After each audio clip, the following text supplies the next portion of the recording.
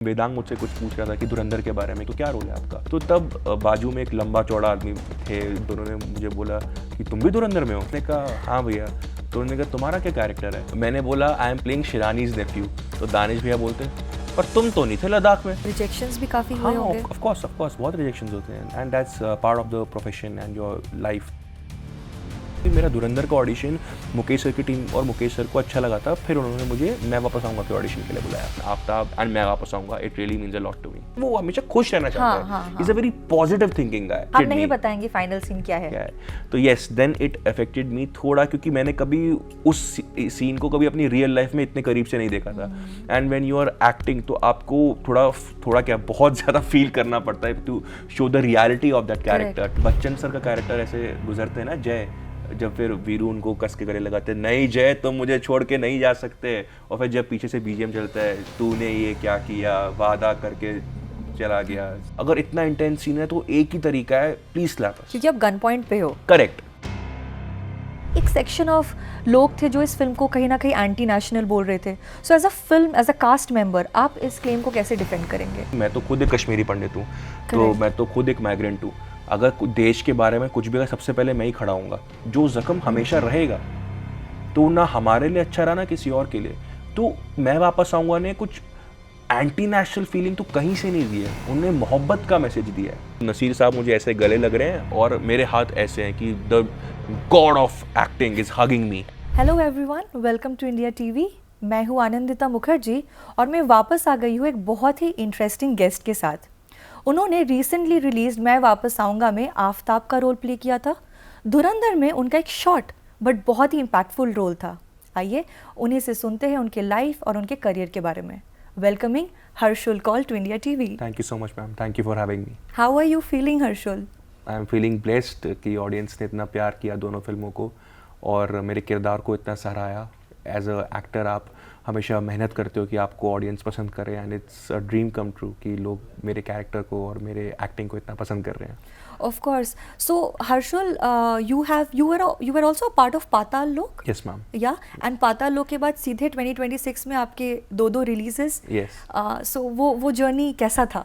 So when I did पाताल लोक, I was in 12th standard. I was giving my board examinations. Yeah, you were also a school kid in yeah, that. Yeah, in that film, yeah. So I was still in school. I was giving my board examination. Priority was my studies at that time. And उस time पे नया acting as a profession explore करने को like सोचा था कि let's see where it goes. तो ऐसा नहीं था कि चलो बॉम्बे चले गए और एज अ प्रोफेशनल हमने एक्टिंग शुरू कर दी। ये था कि अभी पढ़ ही रहे हैं, स्कूल के बाद फिर कॉलेज करना है, एक डिग्री लेनी है, क्योंकि मुझे एक पढ़ा लिखा एक्टर होना है, तो वो भी बहुत important, education is very important. तो मैंने सोचा कि एक पाताल लोक के ऑडिशंस हो रहे हैं, मुझे कहीं से पता लगा कि कालका जी में कहीं कास्टिंग बे की टीम आई हुई है दिल्ली में, तो वहाँ पे ऑडिशंस कर रहे हैं, क्योंकि दिल्ली में शूट कर रहे हैं तो दिल्ली के एक्टर्स चाहिए। तो मैं एज एन एक्टर तो इतना professionally, So you are from Delhi? या I am a Kashmiri but born and brought up in Delhi. Okay. तो कभी ऐसा लगा नहीं था कि इतनी ट्रेनिंग की एज एन एक्टर तो बहुत काम मिलेगा, इतना लगा कि शौकिया कि देख लेते हैं कि क्या होगा। स्कूल में थिएटर करता था, प्रोफेशनली कभी ट्रेंड नहीं था, तो मैंने सोचा कि ऑडिशन देने में कोई हर्ज नहीं है, कम से कम पता लगेगा कि मैं कहाँ स्टैंड कर रहा हूँ और कितना कुछ सीखना है। तो मैंने ऑडिशन किया और लकीली वहाँ हो गया। और जब मैं पाताल लोक के सेट पे गया तब मैंने एक्सप्लोर किया कि कैसे एक फिल्म, एक वेब सीरीज़ बनाई जाती है। और जब मैंने जयदीप अलावत सर को काम करते हुए देखा एज एन एक्टर, तब मुझे पता लगा कि it's full fledge like a profession जिसकी आपको ट्रेनिंग करनी पड़ेगी, जिसकी आपको पढ़ाई करनी पड़ेगी। अगर आपको एज एन एक्टर आपको अच्छा बनना है कि लोग आपकी कला को लाइक पसंद करें, तो उसके लिए आपको सीखना पड़ेगा। कोई भी अगर आप काम करो तो काम आपको सीखना पड़ेगा। तो आई थॉट कि मैं शायद अभी इतना ट्रेंड नहीं हूँ कि मुझे जैसे जयदीप सर कर रहे हैं, जैसे इतने रिनाउंड एक्टर्स परफॉर्म कर रहे हैं, कि मुझे वैसा काम मिले, क्योंकि मैं शायद उस लायक नहीं हूँ अभी। तो मुझे उतनी मेहनत डालनी पड़ेगी। ये किस साल की बात है? 2018 शूटिंग के टाइम, या 2018 और 19 समथिंग लाइक वैसा कुछ था। तो मैंने सोचा कि अभी तो मैं अपना बोर्ड अच्छे से देता हूँ, then I will do theatre and do workshop, साथ साथ मैं अपनी ग्रैड भी करता रहूँगा। तो मैं पाताल लोक वहाँ पे 2 दिन का शूट किया, बहुत कुछ सीखा जयदीप सर से। फिर मैंने ग्रेजुएशन अपनी की जर्नलिज्म एंड मास कम्युनिकेशन में, और साथ साथ मैंने थिएटर करना शुरू किया दिल्ली में और कुछ एक्टिंग वर्कशॉप्स किए। तो मैंने प्रोफेशनली अपने आप को एज एन एक्टर ट्रेन करना शुरू किया, 2 साल 3 साल 4 साल, फिर मैं बॉम्बे गया और फिर मैंने बैरी जॉन सर के साथ 3 महीने का डिप्लोमा किया एक्टिंग में. Then I again started doing theatre in Bombay as well, कि अपनी क्राफ्ट को मैं लाइक खाली ना बैठूँ, काम करता रहूँ. और जब मुझे लगा कि हाँ अब मैं उस काबिल हो गया हूँ कि मैं ऑडिशन दे सकूँ, तो अब ऑडिशन शुरू करने चाहिए.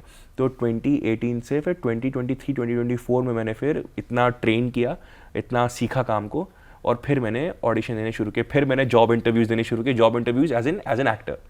ऑडिशन हमारा job interview as an actor. जैसे अगर आप किसी जॉब के लिए जाते हैं आप इंटरव्यू देते हैं, हाँ. तो वैसे ही एज एन एक्टर अगर आप रोल के लिए जाते हैं आप ऑडिशन देते हैं. करेक्ट. तो फिर मैंने एज एन एक्टर फिर अपना काम ढूंढना शुरू किया. फिर मैं हर एक रिनाउंड कास्टिंग डायरेक्टर्स जितने भी बम्बई में हैं वहाँ पे हर किसी के ऑफिस में जाके मैंने अपने इंट्रोडक्शंस देने शुरू किए, और जहाँ जहाँ से ऑडिशंस का कॉल आया मैंने ऑडिशन देना शुरू किया. तो रिजेक्शंस भी काफ़ी हुए होंगे. ऑफ कोर्स बहुत रिजेक्शंस होते हैं, and that's part of the profession and your life. तो वो सिखाता ही आपको कि आपको किस चीज़ पे काम करना है और किस चीज़ पे आपको बेटर होना है ताकि आपका ऑडिशन अच्छा हो. लेकिन एक बहुत खूबसूरत चीज़ है मैम कि अगर आपका ऑडिशन अच्छा है तो भले ही आप उस कैरेक्टर के लिए या उस पार्ट के लिए रिजेक्ट हुए हो, तो आपको कास्टिंग डायरेक्टर फिर बुलाएंगे ऑडिशन के लिए, शायद इसमें नहीं तो किसी और में. लेकिन अगर आपका ऑडिशन ही अच्छा नहीं था तो आप अपने आगे के दरवाजे भी बंद कर दोगे. हो सकता है इस बार आपके लिए दरवाजा ना खुले, लेकिन अगर आप एक अच्छे एक्टर हो तो कास्टिंग डायरेक्टर आपको रिकॉग्नाइज करते हैं आपके टैलेंट को, क्योंकि उनको भी अच्छे एक्टर्स चाहिए. तो आज नहीं तो कल they will like give you work because of your talent. So is that how मैं वापस आऊँगा एंड धुरंधर ऑल्सो वर्कड? या ऑफ कोर्स, जैसे धुरंधर में मेरे को ऑडिशन के लिए कॉल आया था मुकेश छाबड़ा सर की कास्टिंग टीम से. मुकेश छाबड़ा सर धुरंधर और मैं वापस आऊँगा के कास्टिंग डायरेक्टर हैं, तो उनकी टीम से मुझे कॉल आया था ऑडिशन के लिए धुरंधर के टाइम पे. तो तब मुझे 6 महीना हो चुका था मुंबई में ऑडिशंस करते हुए. तो उन्होंने बोला कि उनकी टीम में पंकज रोटेला सर उनके कास्टिंग एसोसिएट हैं. उन्होंने कहा था कि we are casting for Aditya Dhar sir film धुरंधर, ये स्टार कास्ट है, ये बलूचिगढ़ का 2 दिन का कैरेक्टर है, आप ऑडिशन करोगे? सो मुकेश सर क्या मुझे ऑडिशन करने को मिल जाएगा? मेरी पहली प्रायोरिटी ये थी कि मेरे को अच्छा ऑडिशन करना है ताकि मुकेश सर मेरा ऑडिशन देखें. तो मैंने वहाँ पे ऑडिशन किया एंड नेक्स्ट वीक तक कॉल आ गया था कि you are like been lock for the part. तो मुझे लाइक और मेरे संजय दत्त सर के साथ सीन्स है मुझे बताया गया. तो मेरे को ये लगा कि यार मुझे एक काम मिल गया एज एन एक्टर. पहले संजू सर के साथ सीन करने को मिलेगा, मुकेश सर ने कास्टिंग की है, तो ऑफकोर्स शायद ऑडिशन अच्छा लगा होगा डेफिनेटली, तभी मुझे कास्ट किया है. आदित्य सर मुझे डायरेक्ट करेंगे, तो मुझे और कुछ नहीं चाहिए फ़िलहाल. मेरे लिए तो ये एक गोल्ड मेडल ही मिल गया है मुझे. तो फिर जब मैं धुरंधर के सेट पे गया, वहाँ मैंने संजू सर के साथ जब काम किया, जब आदित्य सर ने मुझे डायरेक्ट किया, so it felt like an acting master class कि कैसे आप इतने बड़े सुपरस्टार्स और दिग्गज कलाकारों के साथ काम कर रहे हो, तो आप भी एज एन एक्टर बहुत ग्रो करते हो और बहुत सीखते हो. तो जैसा मैंने कहा, क्योंकि मेरा धुरंधर का ऑडिशन मुकेश सर की टीम और मुकेश सर को अच्छा लगा था, फिर उन्होंने मुझे मैं वापस आऊँगा के ऑडिशन के लिए बुलाया. तो इस बार उन्होंने मुझे रिवील नहीं किया था कि क्या कहानी है या डायरेक्टर कौन है, या बहुत बार रिवील करते हैं, बहुत बार रिवील नहीं करते. That depends upon the project कि डायरेक्टर और कास्टिंग डायरेक्टर की क्या मर्जी है, एक्टर को कितना बताना है, क्या बताना है, जो भी प्रोजेक्ट की कॉन्फिडेंशियलिटी के अकॉर्डिंगली. तो मुझे जब उसके लिए ऑडिशन किया तो मुझे ये समझ में आ गया था कि कोई पीरियड ड्रामा है, क्योंकि पाकिस्तान सरगोदा 1947 आफ्ताब कीनू, दैट आई गॉट कि something it's of Pakistan and like pre partition era, something like that. फिर मेरे 2 राउंड्स हुए ऑडिशन के और फिर मुझे कॉल आया पंकज सर का फिर से, मुकेश सर की टीम से, कि कल आपकी इम्तियाज़ सर के साथ मीटिंग है, he wants to meet you for a character. Because also Harshul, Imtiaz Ali is very very particular about his casting. वो खुद पर्सनली इसको देखते हैं, हर डायरेक्टर ही जनरली देखते हैं, but Imtiaz Ali casting sir something else. बहुत इंटरेस्टिंग स्टोरीज होते हैं जी. या so you were saying something. या तो फिर मुझको इम्तियाज़ सर के ऑफिस में अगले दिन बुलाया गया था मीटिंग के लिए. तो मैं इम्तियाज़ सर से मिला, उन्होंने मुझसे पूछा मेरे बारे में, हमने कुछ स्क्रिप्ट के बारे में बात की, एक्टिंग के बारे में, मतलब कि आफ्ताब के बारे में कि उसका क्या कैरेक्टर है, उसका क्या कैरेक्टर आर्क है, स्टोरी क्या है. And he told me Vedang के बेस्ट फ्रेंड का कैरेक्टर है, this is the character. And then finally मेरे हार्ट बीट बहुत तेज़ थी कि क्या हाँ ये हाँ है या ना है, बिकॉज अभी तक तो पता नहीं कि मैं फिल्म कर रहा हूँ कि नहीं. लेकिन इट वॉज अ ब्लेसिंग कि मैं सर से मिल लिया हूँ, क्योंकि मेरे लिए इम्तियाज़ अली सर की फिल्में बहुत मायने रखती थी. रॉकस्टार, तमाशा, हाईवे, इन सब फिल्मों को देख के मैं बड़ा हुआ हूँ. तो मेरा हमेशा सपना था कि मुझे इम्तियाज़ अली सर के विजन का पार्ट बनना है. तो मैं उनसे मिल लिया, मैंने उनको बताया मैं कितना बड़ा फ़ैन हूँ. शायद मेरे लिए अभी के लिए बहुत है, अगर रोल मिल जाए तो अच्छी बात तो है ही, लेकिन फोकस मेन है कि इम्तियाज़ सर से मुझे मिलने को मिल गया. इतने बड़े डायरेक्टर से मेरी मीटिंग हो गई एज एन एक्टर. तो फिर उन्होंने मुझे बताया कि yes I am doing Aftab. And then rest is the history. So Harshul, there is this particular scene, मैं वापस आऊँगा में हम बात करेंगे। वैसे तो हम स्पॉइलर, वैसे अब हार्डली ही लोग होंगे जिन्होंने मैं वापस आऊँगा नहीं देखी तो नेटफ्लिक्स पे भी आ गई है। Yes, it's also Netflix. But एक पर्टिकुलर सीन बिना स्पॉइलर देते हुए मैं ये आपसे पूछना चाहूँगी कि आपका जो कैरेक्टर है, आपके कैरेक्टर का जो फिल्म में जो अंजाम होता है वो बहुत ही सैड है, इफ़ आई मे से। हम नहीं बताएंगे क्या हुआ है उस कैरेक्टर के साथ। जी। मेंटली इस कैरेक्टर ने, did it take a toll on you mentally? Because difficult था। मैम बिकॉज आफ्ताब बहुत ही एक खुश मिजाज किस्म का इंसान है, वो हमेशा हंसता रहता है। अगर जिस सीन की आपने बात की है, उस सीन को छोड़ के हर सीन में आफ्ताब हंस रहा है, खुश हो रहा है। हर सिचुएशन में Aftab is like a very jolly and a very positive kind of a person. तो उस सीन से पहले मुझे बहुत मजा आ रहा था आफ्ताब पोर्ट्रे करने में, क्योंकि इतना खुश तो मैं भी आज तक कभी नहीं हुआ हूँ। लेकिन आफ्ताब तो कुछ ज्यादा ही खुश इंसान है कि उसको कुछ परवाह ही नहीं है, कि परवाह इन द सेंस कि वो हमेशा खुश रहना चाहता है। Is a very positive thinking guy, कि मुझे सिर्फ खुश रहना है, अब खुश रहना है और खुशी देनी है लोगों को। ये नहीं कि सिर्फ खुद ही रहूं, वो दूसरों को भी खुशी देने वाला इंसान है। वो हर किसी के चेहरे पे हंसी देखना चाहता है। तो उसने एज हर्षुल ने मुझे बहुत कुछ दिया। जो आपने मुझसे सवाल किया, हाँ, जब मैं फाइनल सीन शूट कर रहा था तो तब इट अफेक्टेड मी। हम नहीं बताएंगे फाइनल सीन क्या है। तो yes, then it affected me थोड़ा, क्योंकि मैंने कभी उस सीन को कभी अपनी रियल लाइफ में इतने करीब से नहीं देखा था। And when you are acting तो आपको थोड़ा क्या बहुत ज़्यादा फील करना पड़ता है to show the reality of that character, to show कि उस किरदार पे या आप पे, किरदार तो आप ही हो, कि क्या बीत रही है उस मोमेंट पे। तो उस मोमेंट को कभी मैंने, क्योंकि एज हर्षुल नहीं जिया था, तो आफ्ताब के थ्रू मैंने वो मोमेंट जिया, तो मुझे काफ़ी तकलीफ हुई थी उस पर्टिकुलर सीन में कि मैं उससे बाहर निकलूँ। बट बिकॉज इम्तियाज़ अली साहब वो डायरेक्टिंग दैट सीन है, दैट फिल्म, तो मुझे काफ़ी ईजिली एंड कंफर्टेबली मैंने वो सीन किया उनकी डायरेक्शन में। उन्होंने मुझे अपने एक्सपीरियंस की वजह से गाइड किया एंड सब बहुत अच्छे से हुआ। हाँ, थोड़ा टाइम लगता है आपको थोड़ा बाहर निकलने में, वो that's the beauty of N actor, कि वो कैसे हर्षुल से आफ्ताब बना और आफ्ताब से हर्षुल बना। क्योंकि मैंने इसीलिए तो एक्टर बनने का सपना देखा था कि मुझे बहुत लोगों की ज़िंदगी जीने को मिलेगा, जो हर्षुल ने नहीं जिया या जो हर्षुल ने नहीं देखा है वो कोई और देखे या जिए। यही तो खूबसूरती है इस काम की। तो थैंक्स टू इम्तियाज़ सर, वो सीन, वो फिल्म बहुत अच्छी गई और सब लोगों ने इतना प्यार दिया एंड सब लोगों की आंखों में आंसू आ गए। तो वो एज एन एक्टर मेरी जीते कि मेरे क्राफ्ट ने आपके दिल को छुआ। एंड हंसते रहिए, मैं ये नहीं कह रहा रोइए, प्लीज़ हंसते रहिए, मैं आपको हंसता हुआ देखना चाहता हूँ। But thank you so much for praising that scene and Aftab, and मैं वापस आऊँगा, it really means a lot to me. Of course Harshul, हम एक और पर्टिकुलर सीन की बात करेंगे। उस सीन में ये हमारे व्यूअर्स के लिए जिन्होंने ये फिल्म ऑफ कोर्स देखी और जिन्होंने नहीं देखी, इसलिए हम ज़्यादा रिवील नहीं करेंगे, बट इतना कि एक मोमेंट आता है जब आपका कैरेक्टर आर्क 360 डिग्री टर्न होता है जी। उसके बाद वो एक रूम में आके कुंडी बंद करता है जी। फिर उसके साथ कुछ होता है, वो हम नहीं बताएंगे।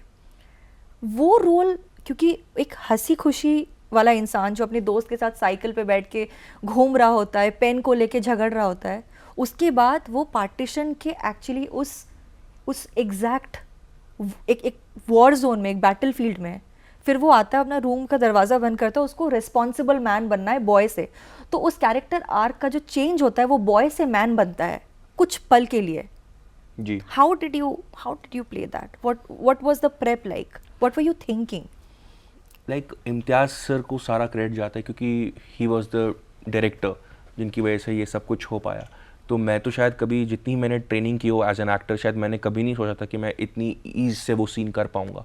तो इम्तियाज़ सर के विजन ने, उनकी डायरेक्शन ने मुझे हेल्प किया वो सीन को परफॉर्म करने में। तो उन्होंने मुझे बोला था कि तो जैसी आफ्ताब अंदर आएगा तो वो ध्यान से देखेगा कि कोई देख तो नहीं रहा उसको। सो उसका मेन मोटिव है देखना अंदर उस कमरे में कोई औरत तो नहीं है कीनू की फैमिली की, तो वहाँ पे उसको सेफली हम ले जाएं ताकि जो मॉब अटैक हुआ है वो वहाँ तक ना पहुँचे। हमें तो लगा था आपका कैरेक्टर पलट तो नहीं जाएगा। नहीं, अच्छा इंसान है आफ्ताब।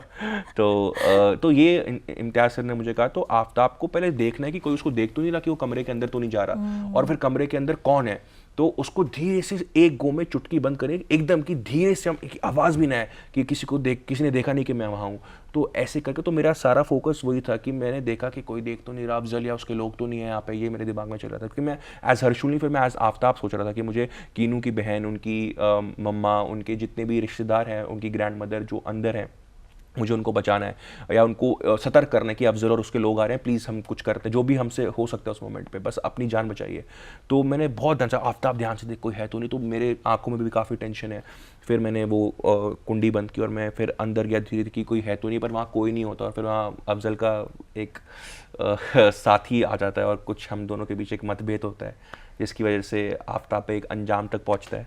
करेक्ट। तो वो पर्टिकुलर सीन जब मेरे साथ वो घट रहा था, तो इम्तियाज़ सर ने कहा था आराम से करना, कोई स्ट्रेस नहीं, कोई टेंशन नहीं, आई एम हियर, माई हो entire team is here and I believe in you, तुम करोगे अच्छे से। तो उनके मोटिवेशन, उनके वर्ड्स ने मुझे पुश किया।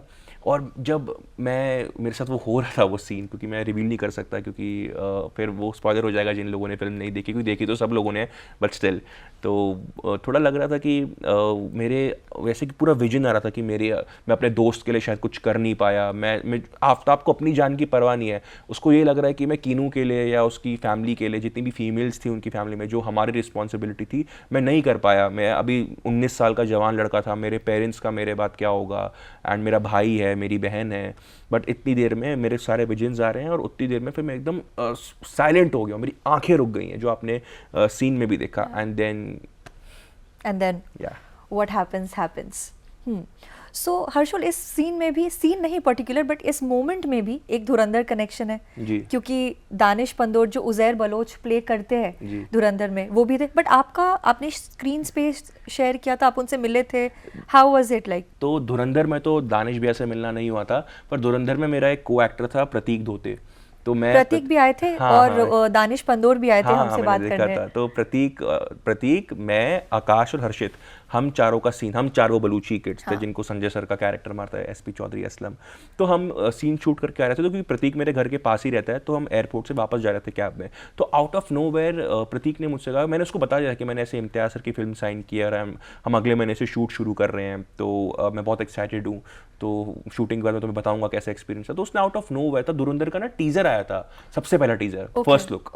तो उसने बताया कि एक दानिश पंदौर करके हैं, मेरा इनके साथ सीन था धुरंधर में, जो उनका एक और सीन है ना अक्षय खन्ना के साथ, तो उसमें दानिश भाई भी हैं, तो मेरा उनके साथ एक सीन था। तो बहुत अच्छे इंसान है, बहुत गाइड करते हैं, उनका भी one of the lead characters है धुरंधर में। तो यार वो मतलब मेरे को लगा कि अचानक से आउट ऑफ नो वेयर, अच्छा है कुछ होगा इंसान में, तभी प्रतीक उनकी इतनी तारीफ कर रहा है, मैंने तब इतना नहीं सोचा। बट फिर कट टू नेक्स्ट वीक मुझे इम्तियाज सर के ऑफिस से कॉल आया था कि हम सारी कास्ट को टेबल रीड के लिए बुला रहे हैं बिफोर द शूट बिगिंस। सारी कास्ट मिलेगी, एक दूसरे को जानेगी, Vedang will be there and other co actors will be there, हम एक दूसरे को जानेंगे और रीड करेंगे सीन्स। तो तब हम 7-8 जने बैठे थे, तो तभी हम, वेदांग मुझसे कुछ पूछ रहा था कि धुरंधर के बारे में कि आपका क्या सीन है, आपने मुझे बताया था पहली मीट में कि आप कर रहे हो, तो क्या रोल है आपका। तो तब बाजू में एक लंबा चौड़ा आदमी थे, दाढ़ी में यहाँ तक बाल, तो उन्होंने मुझे बोला कि तुम भी धुरंधर में हो। तो तब मेरे को नहीं रहे, मैंने कहा हाँ भैया। तो उन्होंने कहा तुम्हारा क्या कैरेक्टर है। तो एक्चुअली हम चारों के कैरेक्टर्स का नाम है शिरानीज नेफ्यू। हाँ। तो मैंने बोला आई एम प्लेइंग शिरानीज नेफ्यू, तो दानिश भैया बोलते पर तुम तो नहीं थे लद्दाख में। तो मैं समझ गया प्रतीक की बात कर रहे, क्योंकि उस दिन प्रतीक का सीन था हम तीनों का सीधा अमृतसर में था, जो केव में जो हमने सीन शूट किया था, जहाँ हम चारों को संजय सर मारते हैं। तो मैं समझ गया था वो प्रतीक की बात करे, पर उन्होंने इतनी लाइक ऑब्वियसली उनका भी रिएक्शन बहुत नेचुरल था, तो उन्होंने नहीं सोचा कि ये तो वो चौथा लड़का होगा, उन्होंने सोचा कि प्रतीक की बात कर रहे होंगे। तो सब लोग वहाँ बैठे हुए थे, वेदांग और सारे को एक्टर, तो सब देख रहे हैं कि क्या मतलब मैं कोई झूठ तो नहीं बोला। मैंने कहा नहीं दानिश भैया, मैं जो संजू सर जिन 4 लड़कों को मारेंगे ना, मैं उन सब में से एक हूँ, तो हम चारों का नाम भी शिरानी नहीं सकते। तो उन्होंने कहा हाँ समझ गया, आई एम रियली सॉरी, क्या नाम है आपका। तो मैंने बोला आई एम हर्षुल। तो मैंने कहा आपका नाम, तब he said I am Danish Pandor. तब मुझे रिकॉल हुआ कि प्रतीक ने ऐसा बोला था उनके बारे में। तब मैंने बताया हाँ प्रतीक ने मुझे आपके बारे में बताया था, प्रतीक के बारे में बात कर रहे होगे। तो उनका वहाँ वो सीन था, हमारा तो हो चुका है संजू सर के साथ। तब दानिश भैया को याद आया कि मैं क्या कह रहा था। और फिर जब मैं वापस आऊँगा के सेट पे शूट कर रहे थे, तो लगभग मेरी शूटिंग के 10-12 दिन बाद दानिश भैया का शेड्यूल लगा था। तो तब दानिश भैया आए सेट पे, और तब मैं उनसे उनकी वैनिटी में मिलने गया, क्योंकि धुरंधर की वजह से बातचीत हो गई थी। तो वहाँ पर हम लोगों ने बातचीत करनी शुरू की। तो हम दोनों साथ लंच करते थे, तो मुझे as a senior actor guide करते थे कि क्या करना है क्या नहीं करना है। एंड वो एक बड़े भाई बन गए को एक्टर से, और हमेशा मैं जब भी उनको कॉल करूँ अपनी नादान बातों के लिए भी कि भैया मुझे बताओ मुझे क्या करना है, तो he is always there and he is like a family in Bombay. तो थैंक्स टू धुरंधर एंड मैं वापस आऊँगा, मुझे एक बड़ा भाई मिल गया मुंबई में। तो जैसे That's so आप sweet. मानोगे नहीं कि मेरे बर्थडे के दिन एक और सेलिब्रिटी का बर्थडे पार्टी थी, I won't reveal his name, जिसको जहाँ दानिश भैया को जाना था, is a very big shot singer. Okay. तो दानिश भाई ने मुझे बोला कि मैं वहाँ पर उनकी बर्थडे पार्टी है तो मैं 10, बिकॉज वहाँ पे जान पहचान है, पर मेरे से तो अच्छी एक भाईचारा है भी। दानिश भैया सबके साथ बहुत अच्छे हैं, बहुत अच्छे इंसान है दानिश भैया। तो उन्होंने कहा वहाँ भी जाना ज़रूरी है, भाई टेंशन मत ले, मैं तेरी पार्टी में आऊँगा। मैंने कहा लेकिन भैया अगर वहाँ पे आपको जाना है तो इट्स ओके, आपका कॉल करना ही मेरे लिए बहुत है। उन्होंने कहा नहीं मैं जाऊँगा वहाँ पे, उसको विश करके आऊँगा, केक कटवाएंगे, सब होगा, लेकिन मैं तेरी पार्टी मिस नहीं कर सकता, तू खास है। तो मैंने कहा तो और क्या चाहिए अगर आपको इतना प्यार मिले लोगों से। Of course. आपने so also Harshul in very similar lines talking about मैं वापस आऊँगा। वैसे तो ऑडियंस ये फिल्म जब इनिशियली रिलीज़ हुई तो एक बहुत हाइप के साथ, क्योंकि इम्तियाज़ अली एक फ़िल्म बना रहे तो ये ऑलरेडी अपने आप में ही बहुत बड़ी बात है। But when the film released प्यार तो बहुत मिला, बट एक सेक्शन ऑफ लोग थे जो इस फिल्म को कहीं ना कहीं एंटी नेशनल बोल रहे थे। So as a film, as a cast member, आप इस क्लेम को कैसे डिफेंड करेंगे? मैम मुझे एंटी नेशनल किस वे में, मुझे लाइक समझ में नहीं आया कि कोई भी अगर ऐसी, क्योंकि मैं तो खुद एक कश्मीरी पंडित हूँ, तो Correct. मैं तो खुद एक माइग्रेंट हूँ। अगर देश के बारे में कुछ भी अगर सबसे पहले मैं ही खड़ा हूँगा, क्योंकि मैंने अपनी फैमिली से सुना है कैसे माइग्रेशन में हुआ था। तो एंटी नेशनल तो मुझे, क्योंकि कहाँ कोई एकदम सब कुछ प्यार मोहब्बत से दिखाया गया इस फिल्म में। आप देखो पार्टीशन है पर कोई वायलेंस नहीं है। करेक्ट, कितना प्यार और मोहब्बत दिखाई गई है कि आप देखो कि हालात खराब थे, कोई इंसान खराब नहीं था, वो हालात वहाँ पे ऐसे हो गए थे जिसकी वजह से चीज़ें हुई। और चाहे वो हिंदुस्तान हो चाहे पाकिस्तान हो, वो बंटवारा हमारे देश के लिए सबसे बड़ा अभिशाप था कि एक जिस्म के दो टुकड़े हो गए, जो जख्म हमेशा रहेगा। तो ना हमारे लिए अच्छा रहा ना किसी और के लिए। तो मैं वापस आऊँगा ने कुछ एंटी नेशनल फीलिंग तो कहीं से नहीं दी है, उन्हें मोहब्बत का मैसेज दिया है, प्रेम का मैसेज दिया है कि कैसे प्यार और मोहब्बत से लोगों को रहना चाहिए, मदद करनी चाहिए, जैसे मुजफ्फर अहमद जाई ने किया जसमेर ग्रेवाल और उसकी फैमिली के लिए। और उनका डायलॉग भी है फिल्म में जब अफजल को कहते हैं कि कोई मजहब नहीं सिखाता किसी मासूम की जान लेना। तो ये कहाँ से एंटी नेशनल है? ये तो बोल रहे हैं कि अब प्यार करो, प्यार से रहो। एज इंडियंस, एज हिंदुस्तानी हम तो प्यार मोहब्बत पे मानते हैं, तो ये तो हमारी रीत है, ये तो कहीं से एंटी नेशनल है ही नहीं। wonderfully put. Wow, I mean I'm actually, मैं आपके आंसर का मैं it's replaying inside my mind. Wonderfully put.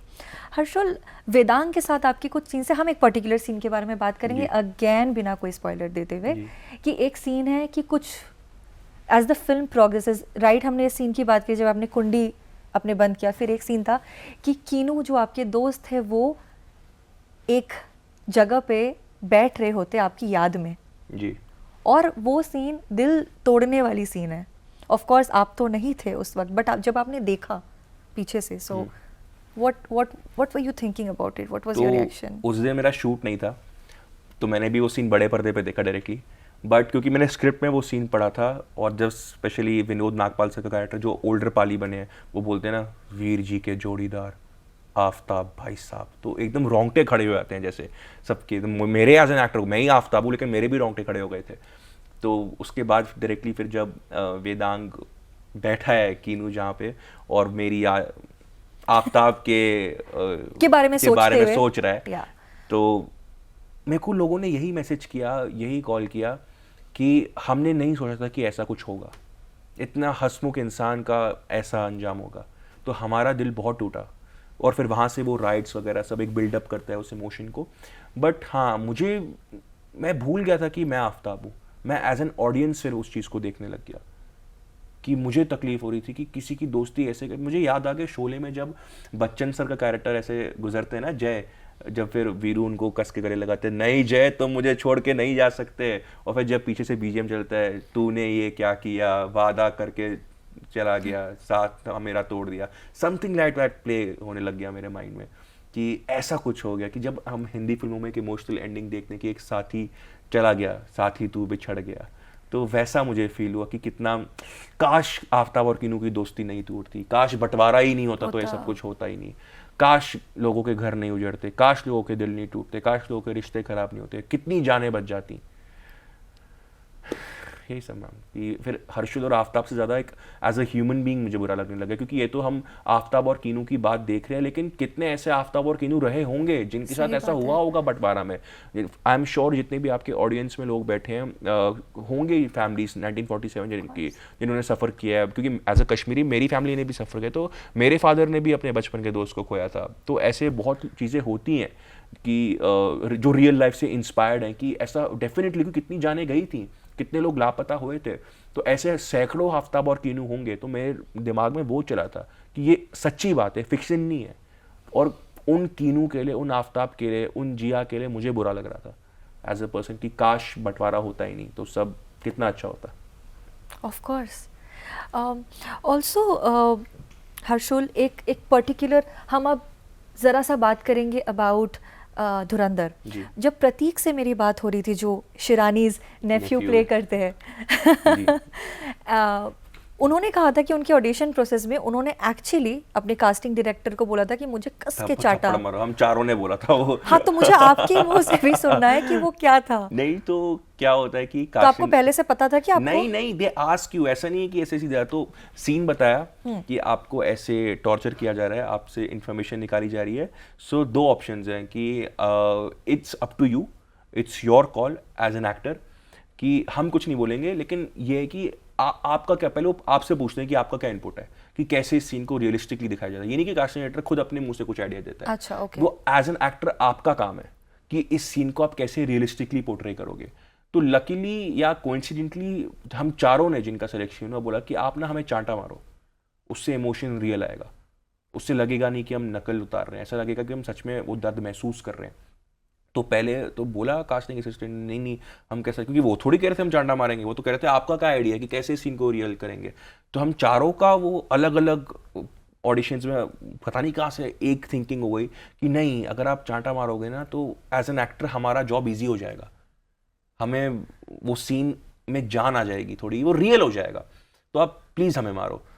तो आपने भी बोला था कि... मैंने भी बोला था, हम चारों ने बोला था, क्योंकि हम चारों को किसी जिनका और ऑडिशन हुआ होगा और एक्टर्स का, तो शायद उन्होंने कोई और आइडिया बोला होगा कि हमें ऐसा करो या कुछ बोलो ऐसा, क्योंकि कास्टिंग डायरेक्टर कुछ नहीं उसमें, क्योंकि वो आपका कॉल है, क्योंकि वो फिजिकल टच है या वो मेंटल टच है, तो वो आपका कॉल एज एन एक्टर कि आप क्या इनपुट देना चाहते हो। वो फिर वो कास्टिंग डायरेक्टर का आप बताएगा कि क्या सही है क्या गलत है, लेकिन पूरी आपके कंसेंट के साथ आपसे पूछे, आपकी मर्जी से। तो हम चारों ने तो ये कहा था कि आप हमें स्लैप करो, ओके हमारी कंसेंट है प्लीज। तो वो तो बेचारे हमेशा मना, नहीं ऐसा कुछ और बताओ, थप्पड़ थोड़ी मारेंगे यार, तुम कितने प्यारे हो लोगों ने। नहीं सर, क्योंकि ये सीन के लिए है, ये पर्सनल थोड़ी है, ये जॉब है, इससे हमारा ऑडिशन अच्छा होगा। हम चाहते हैं कि, क्योंकि हमें तो यही सूझ रहा है, और आप हमें अगर एज एन कैरेक्टर कुछ बोलोगे या कुछ करो तो शायद वो मौत का खौफ नहीं आएगा चेहरे के ऊपर, तो ऑडिशन खराब ना हो जाए। अगर इतना इंटेंस सीन है तो एक ही तरीका है, प्लीज स्लैप अस, क्योंकि आप गन पॉइंट पे हो। करेक्ट, तो please slap us, and that is how you crack the role. Yeah. Prateek ने हमें ये भी बताया था हर्षुल दैट संजय दत्त के वो एनकाउंटर सीन के बाद उन्होंने, वो अमृतसर में हुआ था, जलेबियाँ खिलाई थी जी। हाँ, तो क्या हुआ था कि बहुत क्योंकि बारिश का सीन था, तो बार बार हम सबको गीला किया जा रहा है ठंडे पानी से, क्योंकि कंटिन्यूटी मेंटेन करनी होती है ना। तो ठंड वंड थोड़ी लग रही थी हम सबको, तो मैं बार बार चाय पीने जा रहा था। तो मुझे क्योंकि चाय बड़ी पसंद है पीनी, तो मैं चाय पीने गया, तो मैं वापस आया तो मुझे यही प्रतीक ने बोला, अबे तू कहाँ पे था? मैंने कहा क्या हुआ? अरे संजू सर ने हम सबको जलेबियाँ खिलाई, तो मिस कर दिया। मैंने कहा कि मेरे को लगा टांग खींच रहे होंगे, थोड़ी संजू सर आके उनको जलेबी देंगे, बट सच में संजू सर ने सबको जलेबियाँ खिलाई थी, और मैंने वो देखना मिस कर दिया क्योंकि मैं गर्म चाय पीने चला गया था। तो मैंने मिस कर दिया संजय सर के हाथ से जलेबी खाना। ठीक है, मे बी कोई नेक्स्ट फिल्म 100%। अगेन बिकॉज हम ऑसिलेट कर रहे हैं हर्षुल बिटवीन धुरंधर एंड मैं वापस आऊंगा, दोनों इतनी अच्छी फिल्म्स हैं। आपने कीनू के दोस्त का role play, Keenu was played by Vedang Raina, and उसमें भी एक सीन है उसमें जो वेदांग रायना का जो कैरेक्टर इवॉल्व होता है वो नसीरुद्दीन शाह होते हैं, राइट? जी। तो आपका एक सीन था जब नसीरुद्दीन शाह फिल्म में हैलुसिनेट करते हैं और वो आपको देखते हैं, तो आप ऑफ कोर्स सेट पे थे, so how was it like to meet Naseeruddin Shah, the legend that he is? तो मैम मैं ये लिटरली हर एक इंटरव्यू में ये बात कहता हूँ, तो नसीर सर से इंस्पायर होके एज एन एक्टर मैंने ख्वाब देखा था। जैसे मैंने जयदीप सर की परफॉर्मेंसेस देखी थी, वैसे मैंने नसीर साहब की परफॉर्मेंस बचपन से देखी थी फिल्मों में, चाहे वो स्पर्श हो, चाहे वो क्रिश हो, चाहे वो चमत्कार हो, कभी हाँ कभी ना, अनेक फिल्में मैं उनका बहुत बड़ा फ़ैन था। तो उनके क्राफ्ट ने मुझे इंस्पायर किया था एज एन एक्टर अच्छा काम करने के लिए। लेकिन क्योंकि वो एक एक्टिंग टीचर भी है तो बहुत लोग कहते हैं कि वो स्ट्रिक्ट है एज अ पर्सन, क्योंकि उनको एज अ टीचर हर चीज़ परफेक्ट चाहिए। तो जब मैंने बताया कुछ लोगों को कि मेरा नसीर सर के साथ मैं ऐसे मिलूंगा, मेरा पहला दिन है सेट पे, मैं तो बड़ा एक्साइटेड हूँ, मेरे को नसीरुद्दीन शाह सर से मिलने को मिलेगा, तो सबने कहा कि he is very strict as a person because he teaches acting, तो ही इज़ अ टीचर, तो be a good boy, like a perfectionist उनके सामने, अच्छे से एक्टिंग करना, अच्छे से बिहेव करना, सब कुछ एकदम गुड बॉय की तरह, जो क्लास का टॉपर होता है ना बिल्कुल वैसा एकदम, कि नसीर सर लव्स डिसिप्लिन। तो मैंने कहा, मैं तो थोड़ा डर गया, मेरे को ठीक है देखते हैं। तो अब जब मेरे को वैनिटी में एडीज़ ने बुलाया कि शॉट रेडी है, तो मैंने पूछा था कि नसीर सर का शॉट है, उन्होंने कहा हाँ अभी पहले उन्हीं का है। तो मैंने कहा कि तो मैं क्या वो देख सकता हूँ, इज़ दैट पॉसिबल? उन्होंने कहा हाँ, why not, you are an actor please. तो उन्होंने कहा बस 2 मिनट रुके, नसीर सर अपनी वैनिटी से आ रहे हैं। तो नसीर सर की वैनिटी मेरी वैनिटी के साइड में ही थी। तो नसीर सर अपनी वैनिटी से जब नीचे आ रहे थे तो वो अपने ईशर सिंह ग्रेवाल के लुक में थे, दैट 95-ईयर-ओल्ड सरदार, यहाँ तक बियर्ड। तो मैं उनको ना उनकी आंखों से पहचान रहा था, और मैं अपने आफ्ताब के गेटअप में था। तो मैं नसीर सर को ऐसे देख रहा हूँ, नसीर सर मुझे ऐसे देख रहे हैं, तो हम दोनों का आई कांटेक्ट है। अब मुझे समझ नहीं आ रहा, क्योंकि मेरे को लोगों ने इतना डराया हुआ था कि वो स्ट्रिक्ट हैं थोड़े, तो मैं थोड़ा डर गया था कि मैं अब पैर छूँ, मैं क्या बोलूँ उनको जाकर, मतलब कुछ समझ में नहीं आ रहा। Then he came towards me, और वो मेरे इतने करीब हैं, और उन्होंने मुझे मेरे ऐसे हाथ पकड़े, और my heart started beating so fast कि मुझे धक धक धक सुनाई दे रहा था कि मेरे आइडल मेरे सामने खड़े हैं मेरा हाथ पकड़ के, और मुझे नहीं समझ में आ रहा वो क्या बोलने वाले हैं मुझे। तो उन्होंने मुझे बोला, बहुत धीरे से उन्होंने मुझे बोला कि what is your real name son. तो मैं इतना लाइक सरप्राइज्ड हो गया था नसीर सर के इस गेस्चर से कि मेरे मुंह से आवाज़ ही नहीं निकली। मैं बहुत कॉन्फिडेंट हूँ एज अ पर्सन, बट क्योंकि नसीरुद्दीन शाह सर मेरा नाम पूछ रहे हैं मुझसे, तो मुझसे कुछ बोला ही नहीं गया, तो उनको भी समझ में नहीं आया मैं क्या बोल रहा हूँ।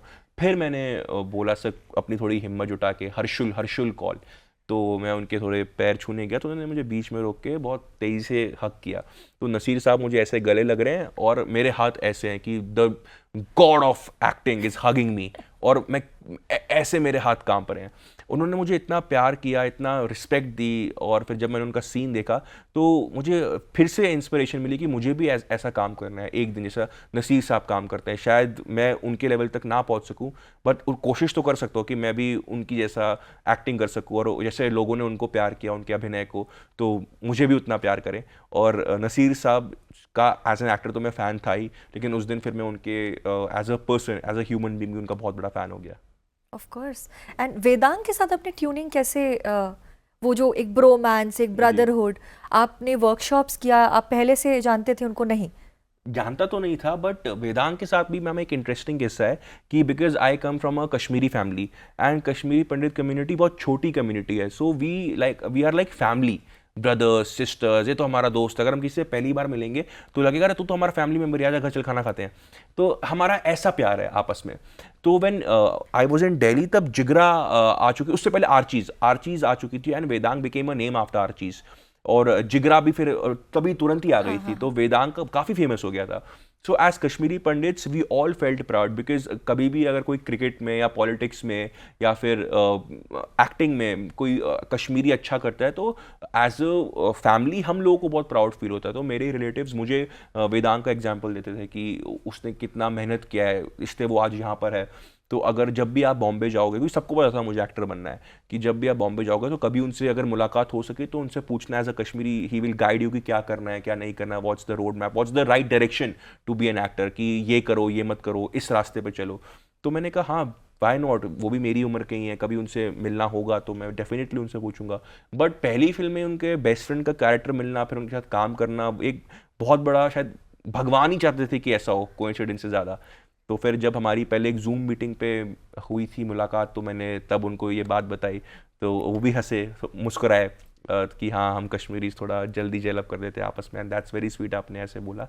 एंड फिर वहाँ से हमारी थोड़ी कश्मीरी में हम थोड़ी बात, हम दोनों को थोड़ी ज़्यादा कश्मीरी बोलनी नहीं आती, समझते हैं पूरी, लेकिन थोड़ी आधी अधूरी बोलते हैं। तो फिर हमने थोड़ी कश्मीरी में हल्की फुल्की बात की, फिर थोड़ा स्क्रिप्ट हमने रीडिंग सेशंस हमारे हुए, तो वहाँ हमारी एक अच्छी बातचीत आपस में हुई, we respect each other lot as an actor, एक अच्छी दोस्ती हुई हमारी सेट पे। और क्योंकि वेदांग ने मुझे इतना कंफर्टेबल फील करवाया और एज अ फ्रेंड इतना अच्छा ट्रीट किया कि आफ्ताब और कीनू की वो केमिस्ट्री दिखी है स्क्रीन पे, that all credit goes to Vedang Raina. क्योंकि उन्होंने मुझे उतना रिस्पेक्ट दिया और मुझे एज एन एक्टर हेल्प किया, क्योंकि उनकी मेहनत को देख के मैं इंस्पायर हुआ। और अगर वो मुझे उस लेवल का रिस्पेक्ट नहीं देते तो शायद उतना ऑन स्क्रीन वो केमिस्ट्री नहीं दिखती, but because he is a good human being, he is a wonderful actor to work with, that's why लोगों ने आफ्ताब और कीनू को इतना प्यार किया। दैट्स वाई लोगों ने कहा, जब कीनू वहाँ बैठा हुआ था, जो हम रिवील नहीं करने वाले हैं अभी, तो हमारा दिल टूट गया, क्योंकि तब वो अपना कॉन्फिडेंस खो चुका था, क्योंकि वो अपने बेस्ट फ्रेंड को whatever happened. Okay, so Harshul, आपका रणवीर सिंह के साथ सीन तो नहीं था जी। धुरंधर में, जी and yes that's exactly the timing. या सो ये प्रीमियर की फोटो है, धुरंधर 2 धुरंधर द रिवेंज का प्रीमियर था, तो वहाँ मेरी मुलाकात रणवीर सर से हुई थी। और वहाँ पे क्योंकि धुरंधर 1 बहुत बड़ी हिट हो गई थी, तो वी वर सेलिब्रेटिंग धुरंधर, और पता ही था धुरंधर 2 भी हिट होगी, क्योंकि इतनी प्यारी कहानी होनी थी हिट। तो रणवीर सर से मेरी मुलाकात हुई, तो वहाँ हमने कुछ मिनट बात की, क्योंकि सर को सबको टाइम देना था। कम से कम 200-300 लोग थे पार्टी में, और सबको साथ में लेकर डांस कर रहे थे, सबके साथ फोटोज खिंचवा रहे थे एज अ फैमिली मेंबर। ये नहीं कि वो रणवीर सिंह द सुपरस्टार है, as a family member, as a colleague. So you idealize him as an actor. 100%. Ranveer sir is a wonderful actor and would love to work with him someday. And जब और मैंने एक बात ma'am notice की कि जितने भी कामयाब लोग हैं इस इंडस्ट्री में, जिनके साथ भी मैंने काम किया, वो बड़े हम्बल हैं। वो उन सब में ये एक बात कॉमन है कि वो बहुत हम्बल है।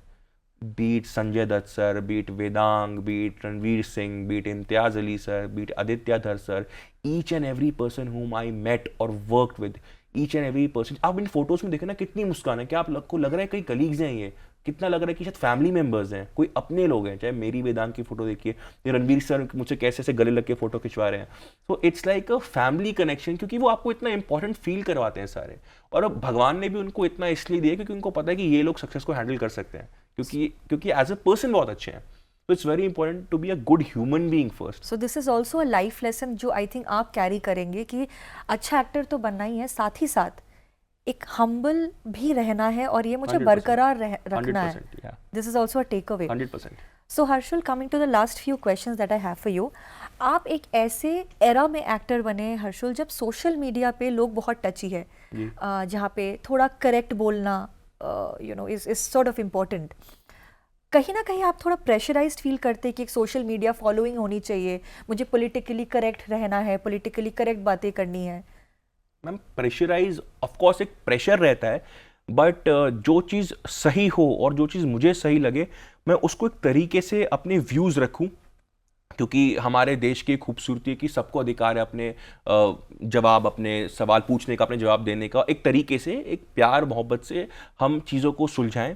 और इंस्टाग्राम फॉलोइंग, जो लोग इन्फ्लुएंसर्स में बहुत अच्छा काम कर रहे हैं, रिस्पेक्ट देयर वर्क एंड लेकिन कभी फॉलोइंग का प्रेशर अभी तक तो मेरे ऊपर नहीं आया। मेरा प्रेशर था कि मेरा परफॉर्मेंस अच्छा हो बस एज एन एक्टर। मैं जितने भी ऑडिशंस दूं, उस ऑडिशंस में मेरा क्राफ्ट अच्छा हो, मेरा जितने भी सीन्स में दूं एज एन एक्टर वो टेक अच्छा हो।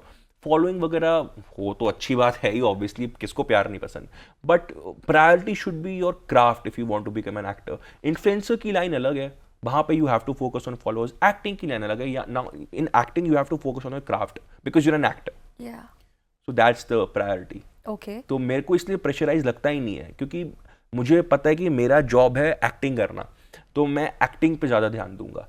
जो प्यार मिलेगा वो बाय प्रोडक्ट होगा, बिकॉज वो एक्टिंग से मिलेगा। तो मुझे क्या करना चाहिए ज़्यादा? Acting. Okay, again beautifully put Harshul. One of the last questions that I have for you is, जैसे हमने अभी इस बारे में भी बात किया दैट आपने पाताल लोक से शुरू किया, एंड देन 2026 में आपके 2 फिल्म्स आए, धुरंधर, मैं वापस आऊंगा, दोनों सुपर हिट्स।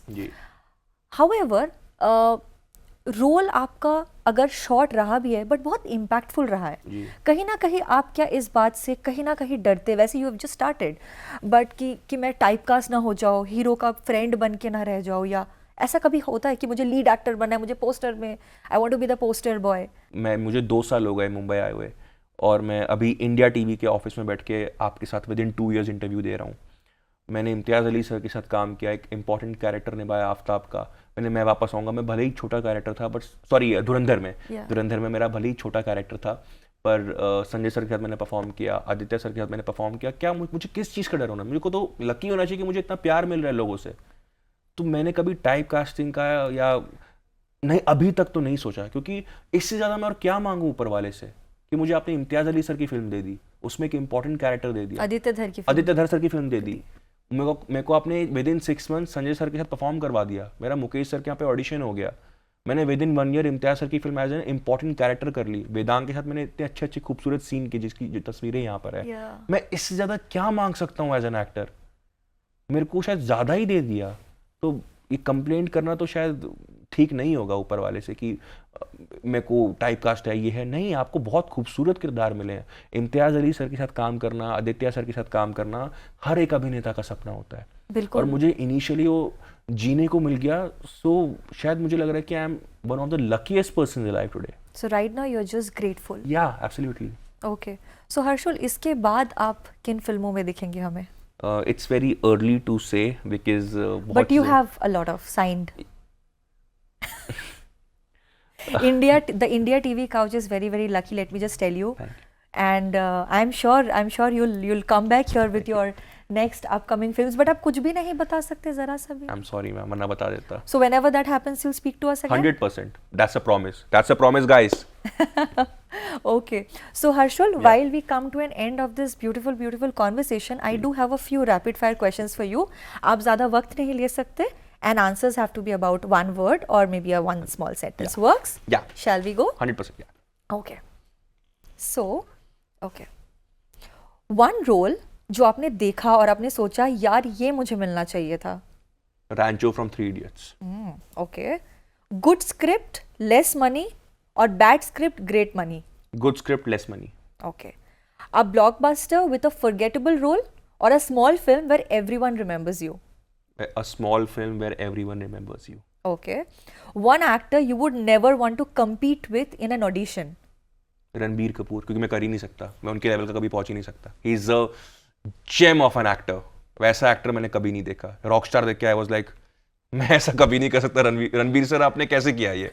तो मैं compete कर, कहीं कंपटीशन है ही नहीं, because he is too good as an actor. Okay.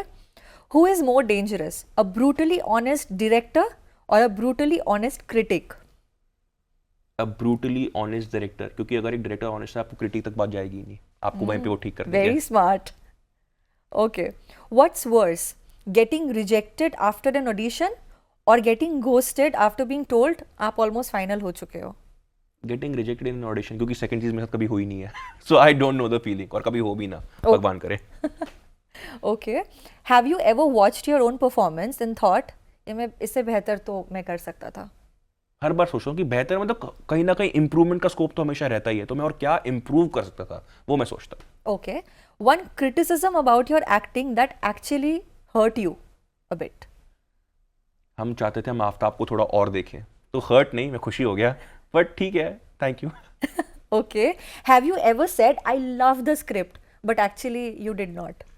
I am not at that position कि मैं भी स्क्रिप्ट को एक्सेप्ट या रिजेक्ट करूँ, क्योंकि मैंने अभी तक ऑडिशंस पे अपना काम पाया है, क्योंकि वो हर एक एक्टर को उस प्रोसेस से गुजरना पड़ता है अपना ब्रांड, अपना मुकाम बनाने के लिए।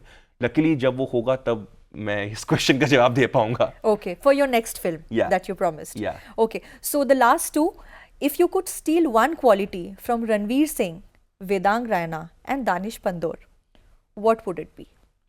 हर एक से। Ranveer Singh. Acting skills. Vedang Raina? Humility. Danish Pandor? Honesty. Okay. If acting disappeared tomorrow, what would Harshul Kaul do for a living? Being a director.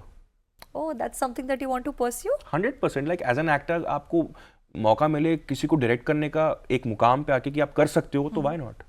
I love films. I love being a part of any film in any like role, be it a director, producer, actor. Of course, I'm an actor first, but मुझे film making के हर अगर aspects को explore करने का मौका मिले, कहीं ना कहीं मेरी एक्टिंग को इम्प्रूव करेगा। Okay. तो why not? Perfect, perfect. So with this, we come to an end of this beautiful conversation. Harshul, thank you so much for being so honest, for being so uplifting in your thoughts. बहुत मजा आया आपसे बात करके. We really wish you all the very best for your next films. Thank you so much. Thank you, ma'am. Thank you. Thank you, guys. Thank you. ये थे आपके लिए हर्षुल कौल। हमारे साथ जुड़े रहने के लिए बहुत शुक्रिया। Keep watching India TV.